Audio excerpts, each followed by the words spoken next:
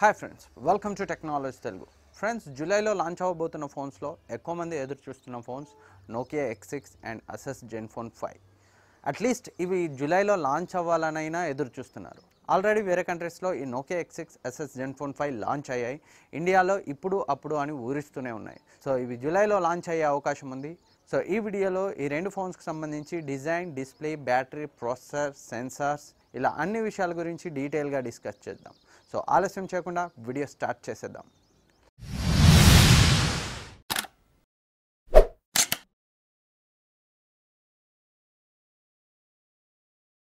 Friends, video start చేసే ముందు నాదొక రిక్వెస్ట్. మీరు మా ఛానల్ మరోసారి చూస్తున్నట్లయితే ఈ వీడియో కింద ఉన్న సబ్స్క్రైబ్ బటన్ క్లిక్ చేసి పక్కన ఉన్న బెల్ ఐకాన్ని యాక్టివేట్ చేసుకోండి. సో ఆల్రెడీ సబ్స్క్రైబ్ చేసుకున్న వాళ్ళు కూడా బెల్ ఐకాన్ని యాక్టివేట్ చేయనట్లయితే ఇప్పుడు యాక్టివేట్ చేయండి. సో చాలామందికి వీడియో అప్లోడ్ అయినప్పుడు నోటిఫికేషన్ వెళ్ళడం లేదు. అలాగే ఈ వీడియో కోసం నేను పెట్టిన ఎఫర్ట్ మీకు నచ్చితే మన ఛానల్ని సపోర్ట్ చేయండి, లైక్ చేయండి, మీ ఫ్రెండ్స్కి షేర్ చేయండి. మీరు చేసే లైక్స్ అండ్ కామెంట్సే మరిన్ని మంచి వీడియోస్ చేయడానికి మాకు మోటివేషన్ ఇస్తాయి. ముందుగా ఈ రెండు ఫోన్స్కి సంబంధించి డిజైన్ గురించి మాట్లాడుకుంటే నోకియా X6 మరియు ZenFone 5 రెండు కూడా ప్రీమియం డిజైన్ని కలిగి ఉన్నాయి. రెండిట్లో కూడా మనకి బ్యాక్ సైడ్ గ్లాస్ ఫినిషింగ్ లభిస్తుంది. చూడ్డానికి రెండు ఫోన్స్ కూడా చాలా ప్రీమియంగా ఉన్నాయి. కాకపోతే బ్యాక్ అనేది నోకియా X6తో కంపేర్ చేస్తే ZenFone 5లో లైటింగ్ ఎఫెక్ట్ వల్ల చాలా ప్రీమియంగా అనిపిస్తుంది. సో పర్సనల్గా నోకియా X6 కంటే డిజైన్ పరంగా ASUS ZenFone 5 నేను ప్రిఫర్ చేస్తాను. ఈ రెండు ఫోన్స్ ఫ్రంట్ బ్యాక్ గ్లాస్ ఫినిషింగ్తో వస్తుంది. సైడ్స్కి అల్యూమినియం ఫ్రేమ్ వస్తుంది. ఫింగర్ ప్రింట్ సెన్సార్ ఈ రెండింటిలో కూడా మనకి బ్యాక్ సైడే కనిపిస్తుంది. సో డిజైన్ పరంగా, బిల్డ్ క్వాలిటీ పరంగా రెండు కూడా సేమే ఉంటాయి. కానీ ZenFone 5 డిజైన్ పరంగా కొంచెం ప్రీమియంగా ఉంటుందని నాకు అనిపిస్తుంది. నెక్స్ట్ డిస్ప్లే గురించి మాట్లాడుకుంటే నోకియా X6లో మనకి 5.8 ఇంచ్ డిస్ప్లే లభిస్తుంది. అండ్ ZenFone 5లో మనకి 6.2 ఇంచ్ డిస్ప్లే లభిస్తుంది. రెండిట్లో కూడా మనకి ఫుల్ HD ప్లస్ డిస్ప్లే లభిస్తుంది. నోకియా X6లో IPS ప్యానెల్ లభిస్తుంది.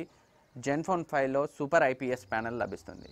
పిక్సెల్స్ పర్ ఇంచ్ చూసినట్లయితే నోకియా X6లో 435 పిక్సెల్స్ పర్ ఇంచ్ లభిస్తాయి. ZenFone 5లో 402 పిక్సెల్స్ పర్ ఇంచ్ లభిస్తాయి.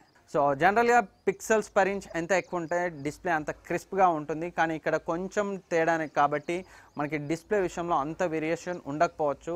ZenFone 5లో మనకి 550 నిట్స్ వరకు బ్రైట్నెస్ వస్తుందని ASUS చెప్తుంది.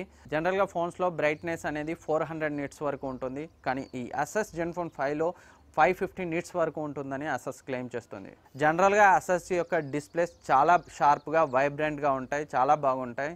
కొంతమంది చెప్తుంటారు డిస్ప్లే సైజ్ తక్కువ ఉంటే పిక్సెల్స్ పర్ ఇంచ్ ఎక్కువ ఉంటుంది, అండ్ డిస్ప్లే సైజ్ పెద్దగా ఉంటే పిక్సెల్స్ పర్ ఇంచ్ తక్కువ ఉంటుందని. కరెక్టే. డిస్ప్లే సైజ్ తక్కువ ఉన్నట్లయితే పిక్సెల్స్ ఎక్కువ ఇంక్లూడ్ చేయొచ్చు, ఎందుకంటే మ్యానుఫ్యాక్చరింగ్ ఛార్జెస్ తక్కువ అవుతాయి. కానీ డిస్ప్లే సైజ్ పెద్దగా ఉన్నప్పుడు ఎక్కువ పిక్సెల్స్ ఇంక్లూడ్ చేస్తే మ్యానుఫ్యాక్చరింగ్ ఛార్జెస్ పెరుగుతాయి. అందుకే మనకి జనరల్గా ఎక్కువ డిస్ప్లే సైజ్ ఉన్న ఫోన్స్లో పిక్సెల్స్ పర్ ఇంచ్ తక్కువ ఉంటుంది. కానీ తక్కువ డిస్ప్లే సైజ్ ఉన్న ఫోన్స్లో పిక్సెల్స్ పర్ ఇంచ్ జనరల్గానే ఎక్కువ ఉంటాయి. పెద్ద డిస్ప్లే ఫోన్స్లో పిక్సెల్స్ జనరల్గానే తక్కువ ఉంటాయి అనేది అబద్ధం. కంపెనీ ఇంక్లూడ్ చేయాలనుకుంటే అది స్మాల్ సైజ్ డిస్ప్లే అయినా, లార్జ్ సైజ్ డిస్ప్లే అయినా పిక్సెల్స్ అనేవి ఎక్కువగా ఇంక్లూడ్ చేయొచ్చు.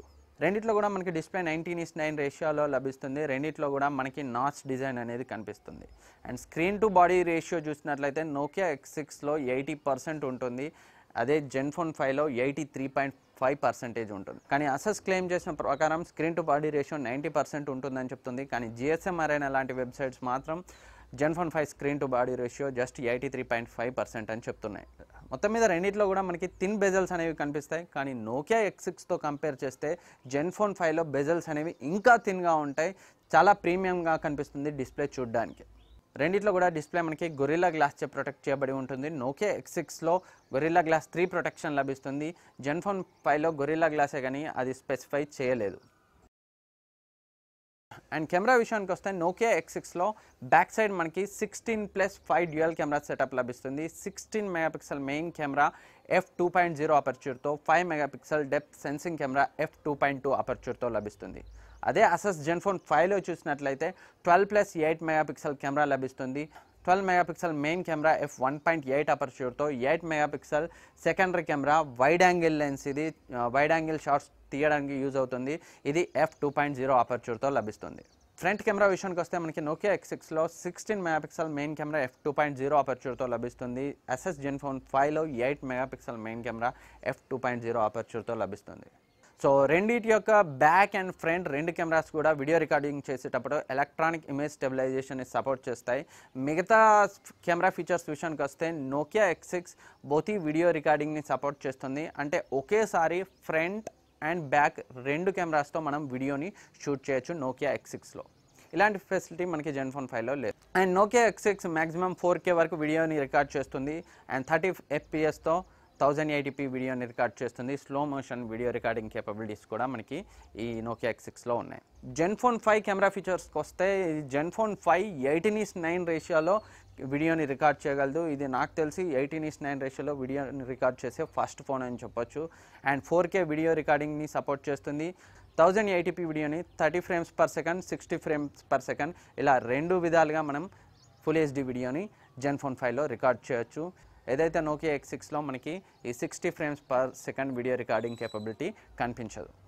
అండ్ ZenFone 5లో వైడ్ యాంగిల్ షాట్స్ మనం తీసుకోవచ్చు. 8 మెగాపిక్సెల్ వైడ్ యాంగిల్ కెమెరా ఉంటుంది. ఇది 120 degrees వైడ్ యాంగిల్లో మనకి ఇమేజెస్ని క్యాప్చర్ చేయగలదు. ఇది ZenFone 5 కెమెరాలో మరొక బెస్ట్ థింగ్ అని చెప్పొచ్చు. అండ్ ప్రాసెసర్ విషయానికి వస్తే రెండిట్లో స్నాప్డ్రాగన్ 636 లభిస్తుంది. అడ్రినో 509 GPUతో లభిస్తుంది. ఇది 14 nanometer ఆర్కిటెక్చర్పై బిల్డ్ అయింది. సో పర్ఫార్మెన్స్ విషయంలో రెండు ఫోన్స్ కూడా ఆల్మోస్ట్ ఒకే విధంగా పర్ఫామ్ చేస్తాయి. అండ్ స్టోరేజ్ విషయానికి వస్తే మనకి నోకియా X6లో 4GB RAM 6GB RAM 2 variants వచ్చే అవకాశం ఉంది. 32GB 64GB వేరియంట్స్గా వచ్చే అవకాశం ఉంది. అండ్ ZenFone 5 చూసినట్లయితే 4GB RAM 6GB RAM and 64 128GB అని రెండు వేరియంట్స్గా వచ్చే అవకాశం ఉంది. సో ఈ వేరియంట్స్ అనేవి కంట్రీని బట్టి మారుతాయి. సో ఇండియాలో మాత్రం 64 and 128GB వేరియంట్ ZenFone 5లో వచ్చే అవకాశం ఉంది. And Nokia X6 ASUS ZenFone 5 రెండు కూడా డ్యూయల్ సిమ్ని సపోర్ట్ చేస్తాయి. రెండిట్లో కూడా మనకి డెడికేటెడ్ స్లాట్ లభించదు. రెండు కూడా హైబ్రిడ్ సిమ్ స్లాట్సే. సో రెండు సిమ్స్ యూజ్ చేస్తే మనం మెమరీ కార్డ్ని యూజ్ చేయలేం. మెమరీ కార్డ్ని యూజ్ చేయాలనుకుంటే ఒక సిమ్ని తీసేయాల్సి ఉంటుంది.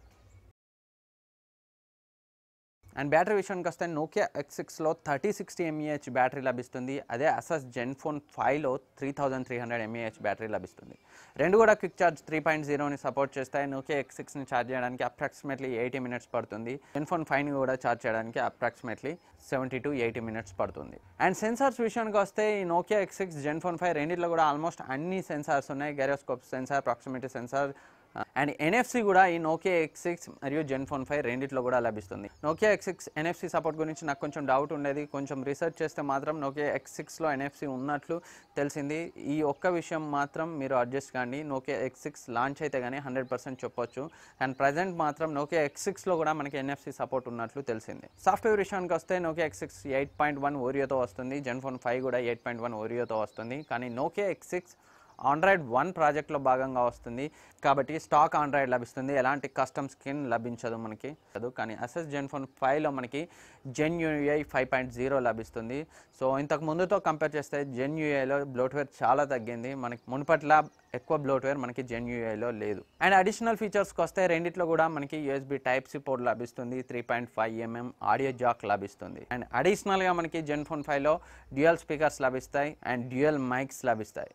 అండ్ DTS ఆడియోని కూడా ఇది సపోర్ట్ చేస్తుంది. సో ప్రైస్ విషయానికి వస్తే నోకియా X6 యొక్క ప్రైస్ చైనాలో లాంచ్ అయింది మాత్రం 13,600 ఆ ప్రైస్కి చైనాలో లాంచ్ అయింది.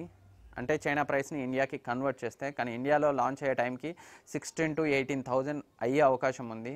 సో ZenFone 5 యొక్క ప్రైస్ వేరే కంట్రీస్లో అప్రాక్సిమేట్లీ 24,000 ఉంది. సో ఇండియాలో కనుక 20,000 రేంజ్లో లాంచ్ అయితే ఈ రెండు ఫోన్స్ రెండింటి మధ్య గట్టి పోటీ ఉంటుంది. ఆల్రెడీ ZenFone Max Proతో అగ్రెసివ్ ప్రైసింగ్తో ASUS కొంచెం MI ఫోన్స్కి పోటీనిచ్చింది. ZenFone 5 కూడా అగ్రెసివ్ ప్రైసింగ్తో 20,000 బిలోగా ప్రైస్ చేయగలిగితే నోకియా X6 మరియు ZenFone 5 రెండింటి మధ్య గట్టి పోటీ ఉంటుంది. Redmi Note 5 Pro పోటీ నుంచి తప్పుకుంటుందని మనం చెప్పచ్చు.